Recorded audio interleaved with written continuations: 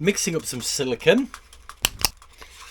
And one of the first things I'm going to do today is seal up this battery. You often see these lithium ion batteries are already sort of sealed up with a bit of silicone, but this one isn't. So I figured if I did seal it up a little bit, it might just help it be a bit more waterproof. Got one of these little nozzles that I put on the end of here, and there we go. We then pour this in here. I think last time I used my silicone, I was telling you it was a little bit over. It's fine, the silicone, and I'm told silicone's okay, but it does age and it gets just a bit gooey, loses its viscosity, just makes it hard to work with. Right, so let's just start with this top bit and just see where we can sort of take it. We're just gonna get it in, see if we can just seal all this sort of little bit up, and then get under here, seal this up. Don't want to force it in or, you know, do too much. All I want to do is just give it a bit of a seal. That's all I want. And then just leave it like that. I'm hoping maybe I can do the other side as well. And who knows, it might work, it might not.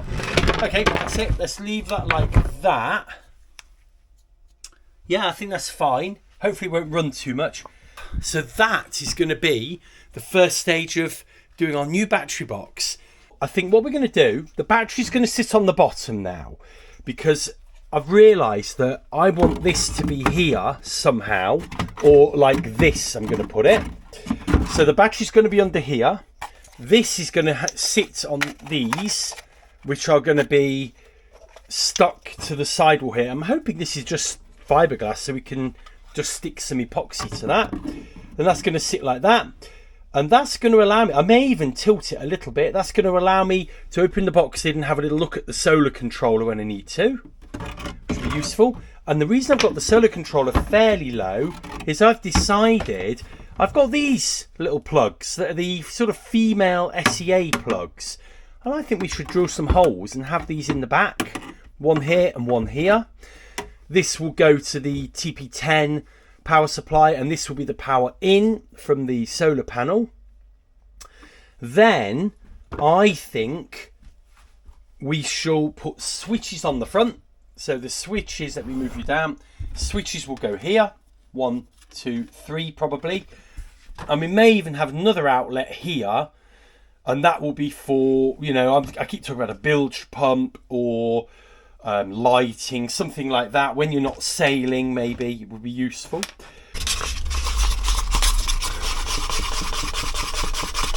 So there's the consistency I want. It's almost like, I call that like proper sort of cold butter. And then all I'm going to do here is, I mean, I could do these one at a time and just put the box on its side, but I'm not patient enough for that, so I'm going to do them together and stick them.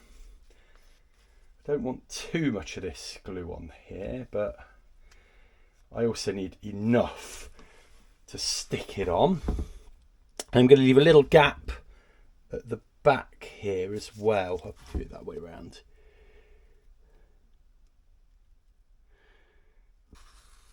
And I think we just get a little bit of this on, should keep it honest enough just to let it dry. There we go. And then there we go. Now we're going to do the other side.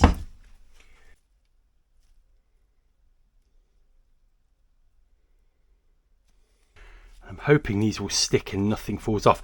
The force of it should help it stick, so I'm going to leave it like that because I think it'll slide less. So you can see they've been inserted there. They don't have to be bang on. I don't think anything on my boat is bang on. And yeah, they just need to dry. So we'll leave that to dry, and we'll be back tomorrow. These have stuck in really well. Stuck very well. This battery slides nicely underneath there. So once that's screwed in like that, we'll have a little gap behind the back just in case water gets in and it won't pool on this. But then that will go there. The next job will be to sort of locate where the switches and the little these sort of gasket things go. So in order to do that, we need to cut some holes, and in this case, this hole here needs to be about that. So I'm just looking now at how wide that is. Oopsie, ever since I've fixed these, they're not quite as accurate as they used to be. But yeah, I'd say, yeah, that's an awkward shape. It's 21, isn't it, that? Yeah, this is 21. So I've actually got some new hole saws, and I've never had a set of these. I've just sort of been very ad hoc when it's come to making holes, but these should make it much easier to cut holes in here. So I think that's the next job now, is to cut holes for the let's put these out of the way somewhere. Is to cut holes for a couple of these to go. Now the reason I'm putting these in is because what I can do then is unplug any connections to external items and then lift this out all in one go. Now that's pretty useful because it allows me to take it home, charge it up separately, but it excuse me, it also, just makes for a much neater solution. And I'm also worried about how I'm going to put wires through this. If you cut a hole and then just stick some of this wire through it, it's eventually going to rub it away, because fiberglass is kind of quite coarse and nasty. So I'm going to do maybe one each side like this, so we can have a much clearer view. There is then room to put a third one should I need it. Made 2 marks. I've actually got this, I don't know what this is called, but you push this in and it makes a nice little divot, which your hole saw can do. Now I need to make sure I don't go above the 21. So I'm just going to put a little bit of this tape along the 23 mark.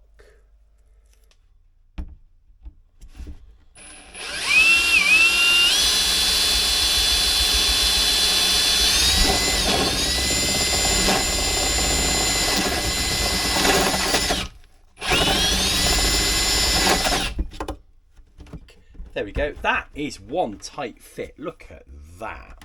That's beautiful. Oh man, literally doesn't move.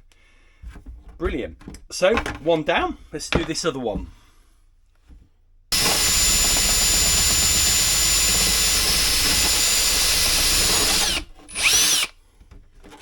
It's a little bit looser. Now, just need to mark off with a pen where those little dots need to go, because you've got to drill through here, and these will be bolted with any luck. I'm also using the drill in low speed. I just feel when I'm doing plastic and metal, low speed is just more controllable. I just prefer it.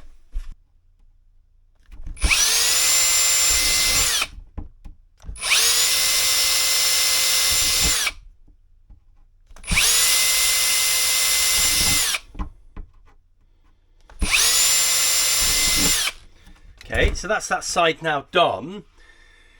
I think before we start fitting these, I'm going to drill the holes out for the buttons on the other side. Let's see if we can get this going.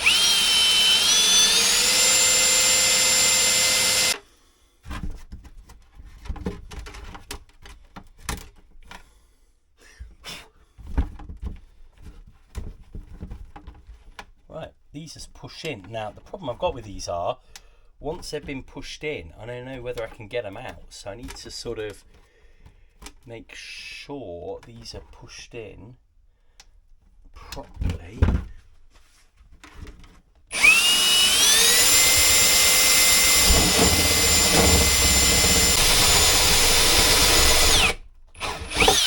There we go.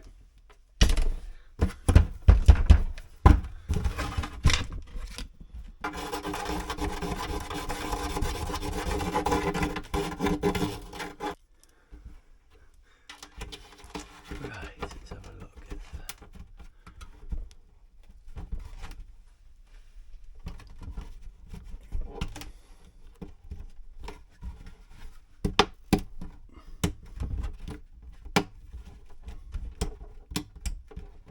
Quite chunky buttons as well, so I'm quite chuffed with that. There we go. So there's the 3 buttons. So now we're going to turn back here and we're going to start fitting these little fittings in here. Nice thin one.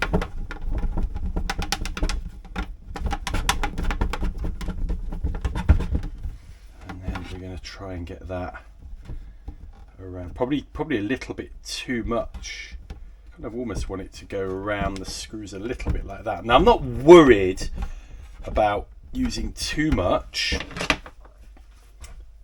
at this point, as long as it seals the screws up.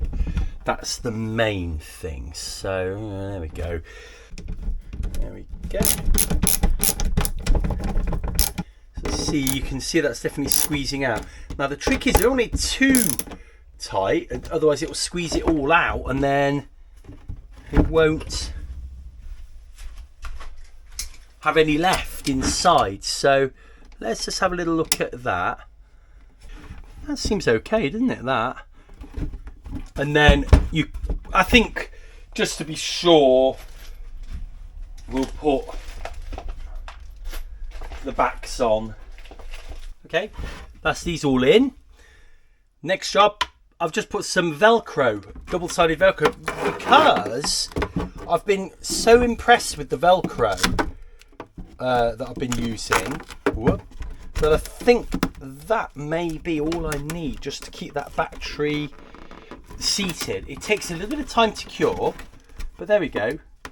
But it should also let me remove that battery when I need to. But what this I know is for the input for the solar. And I've actually chopped this other side off the board that it came from. So we know that this will go into the battery. And then what we've got to do is plug the solar charger into the solar panel. And that will be this one that will just go into there like that. So let's connect these up first. These are quite meaty cables, and also they're soldered at the end, so they're not great.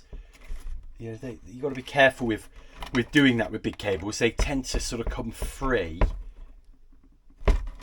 but they seem quite firm. And then the next thing will be to wire this in the right one. So let's do positive to positive. Sorry, I'm getting in the way of the camera there. And negative to negative. Now, while we're here, I may as well show you a couple of other features that most solar panel controllers seem to have. This is an output, and you can switch this on or off. All that is you could connect something like a bulb or a light to that, and it will come on. You can set it up internally to come on at dusk or dark. It will run off the battery. You can set it to come on, I think, when only if the solar panel is running, so you could run a pump from that that's switched off at night. And then here, I mean, we're not going to use that. Excuse me. And here there's some USB sockets, 5 volt, 2 amp. Worth knowing that we've got those there. At the moment, we're still not connected, so this is a moment of truth. Let's connect the battery up. There we go. And she comes alive.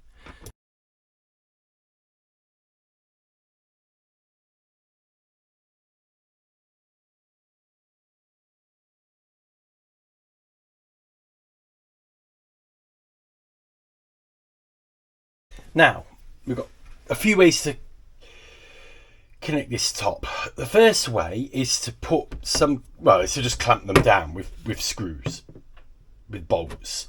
The second way is to Velcro round, which would give a bit worse water protection, but you know what? Might work. And the other way is to then, say bolt it down, but put a little bit of, I thought about putting his bathroom silicone sealant, so it gives it a little bit of something to squash up against. And all I'm trying to do here is create a little gasket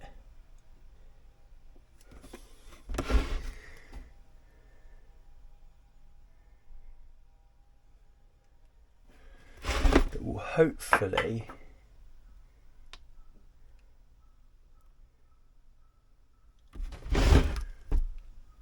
just stop the water from getting in, but we'll see. This is just fairly strong fairy liquid solution, and I'm just trying to sort of get that just smooth a little bit. Just smooth a little. Yeah, it's working okay. So let's let that dry and we'll come back to this tomorrow. Okay, morning after again. This is set, and obviously I could probably peel that off if I wanted to, but it's quite firm, so I think that might form a fairly decent seal. You'll see also inside here, I've just sort of epoxied this 12-volt thing in, and it's really fast and tight there. I also put a load of silicone around here just to seal these off. And actually, I just realised I need to do the same around here. I didn't do that. So I might just silicone around these little... There we go. Let's make sure they're in properly. And I might silicone around these as well. And then they're completely sealed. Oh, you have to... excuse me, I've got a really bad cough again. So there we go. That's that done. And then, yeah... It's just a case of getting the box out and using it, really. So I'm just seeing how much they need to be gripped down to. So say we say 7. Yeah, it's about 7 there. To make it a little, so maybe a little bit more than 7 there. No, 7. I think 7. So that's the gap we need to get these clips down to. So let's see if we can make something. So these should be about the right height. So if we now just pop those over here, you have to squash that together, squash them like this, and then these just keep the top honest. And I've made 4, so let's see if we can get these on. I made 8 actually, sorry, I beg your pardon. Yeah, they fit quite well actually. Time will tell. There you go. So I mean that is pretty solid. You can still see there's gaps in there though, but I think if water's coming in over the top of there, you've got problems. I actually think maybe using, because we've got a gap anyway, maybe if we tie clips into this side and then just have a couple that go on the end here, we're probably as good as anywhere. But even so, that is the battery box done for now. The next job will be to go down to the boat, fit it, see if it works.